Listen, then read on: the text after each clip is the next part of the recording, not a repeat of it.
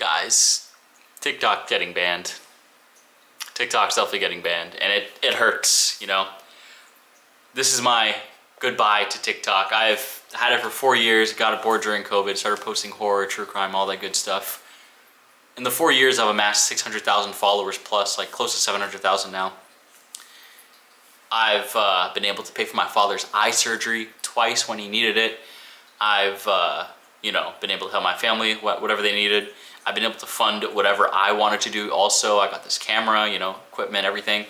TikTok has followed me from the end of undergrad at University of South Florida to my master's program at Case Western and now to medical school. I'm in medical school right now, my first year. TikTok has followed me through all of the years. All the years in school, all the gap years taken for medical school and everything. This was my hobby.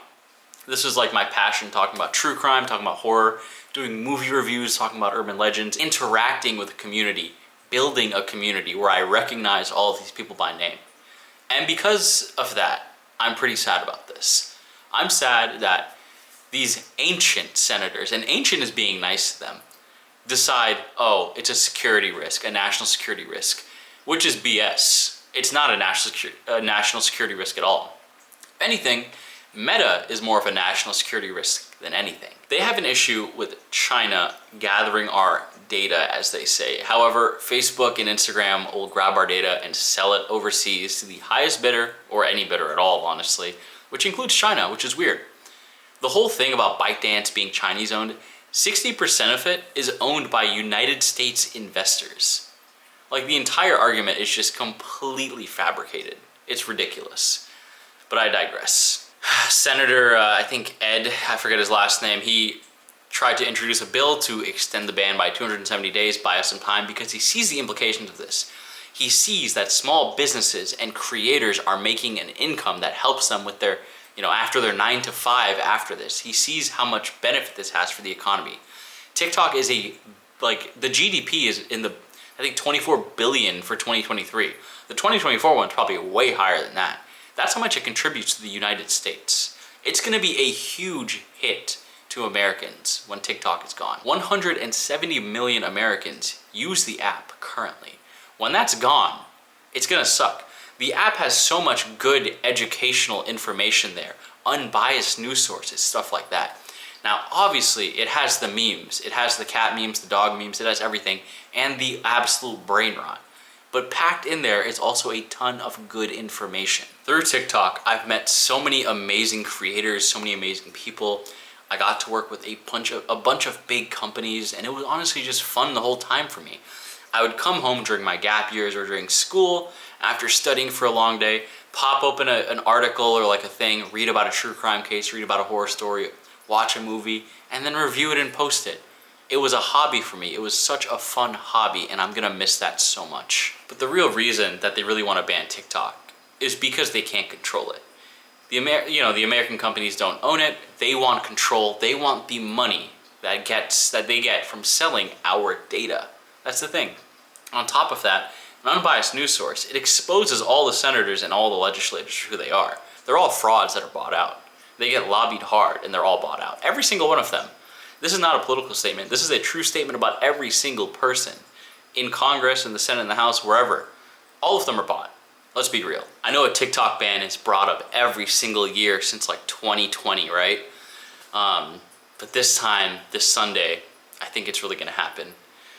I am not excited for it to happen. I'm gonna miss it a lot. Now, obviously, I started cross-posting all my TikToks on YouTube Shorts. I'm gonna be making more YouTube videos because I like to express myself through creativity. This is kind of a yap session, not a real informative video, but I like to express myself. I like horror, I like true crime, I like all that stuff. This is the only other place where I can do that since TikTok is being taken away now. And YouTube is getting really good with the shorts editing tools, so you can kind of see some shorts from me as well, like daily, kind of how I did with TikTok. And I'm gonna try to add some long form in here, maybe 1 or 2 videos a week. Long form is harder because, once again, I am in med school. It's hard for me to find time, but I'm gonna try to. I'll try my best. You're gonna see minimal edits, pretty raw footage, and very kind of like, just minimal edits, like I said, just because I don't really care about putting the time in to edit like crazy. I think the content is usually more important for me to get across, rather than like fancy edits, if that makes sense. One other thing I'm gonna miss from TikTok is all the audios and the sounds and everything like that, and how fast the trends move.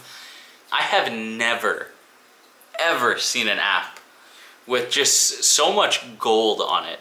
Early YouTube had that. Early YouTube had a ton of gold, and I was like, let me see, it was 2007. I was 11 years old when YouTube came out, right? I remember the first thing on YouTube was the hide your kids, hide your wife, and like the double rainbow and all that stuff like that. That for me, plus like the OG YouTubers before they got like weird, you know, that was peak. And TikTok reinvigorated that feeling in me when I downloaded the app, when I started posting. And then it let me express myself, let me build a community, and it encourages everybody to interact, build a community, talk it out. I've just never seen so much community building and just such an interactive app with people from all over the world in a community like that. YouTube has a comment section. You know, every app has a comment section. But I feel like with the interactions on TikTok, it feels a little more human, I guess, is the word. And I really appreciated that a lot.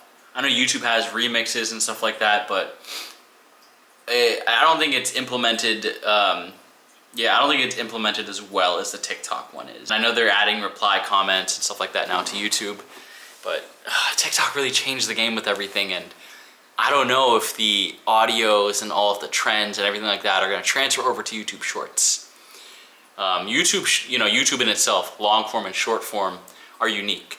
The shorts mainly are reposted TikToks, if I'm being honest, and some original stuff here and there. The long form is unique and good. Instagram is just straight TikTok. All the reels are just TikToks from 3 months ago. They're old content. So, I mean, I'm very curious to see how these apps are gonna function with TikTok being gone. Shorts creators are probably just gonna create on YouTube, which is fine. The YouTube tools and editing stuff is good enough. Instagram is cooked though. It's completely cooked. I think reels are gonna be killed off easily, very quickly, because they're just not gonna be as funny, I guess. Well, let's all have a moment of silence for TikTok. TikTok, you'll be missed a lot. Yeah, you got me through COVID, you got me through everything up until med school. I hope this ban is really paused for at least 90 days. I know Joe Biden has the power to do so. Hopefully he does, because if he doesn't, I don't know, like why wouldn't you, you know? It's not a security risk, you all know that. Yeah, I hope he does it. I'm reminiscing on all the memes, all the audios and stuff like that that got us through COVID and everything. So what a great app, what a great app. One other amazing thing I really loved about TikTok is that anybody could go viral. I literally started off with like a couple hundred followers, just my friends following me and like random people.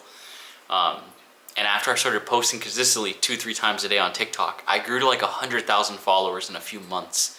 And then throughout the years, obviously they've kept accumulating, and anybody can do it on TikTok. You just have to be determined. You have to find your niche. You have to post content, and if you post content regularly, people will follow you. I can't say the same about every other app, you know? Like TikTok just felt genuine. Like anyone can go viral. You don't have to pay for it. You don't have to be a corporation boosting likes, sending bots there, you know, to your videos and stuff like that. Anyone can do it on that app, which is amazing. I hope it stays. I hope something happens. Maybe YouTube will be like that for me. I have 22,000 subscribers on here that I am very grateful for, so thank you all for subscribing to me. Yeah, this is just my little rant on the TikTok ban. I'm gonna miss it a lot, dude. But I'm grateful for all of you guys. I'm migrated over from TikTok. I'm grateful for all of my YouTube-only subscribers as well that don't have TikTok. You guys are awesome. I'm gonna keep posting content for you. I'm not gonna stop.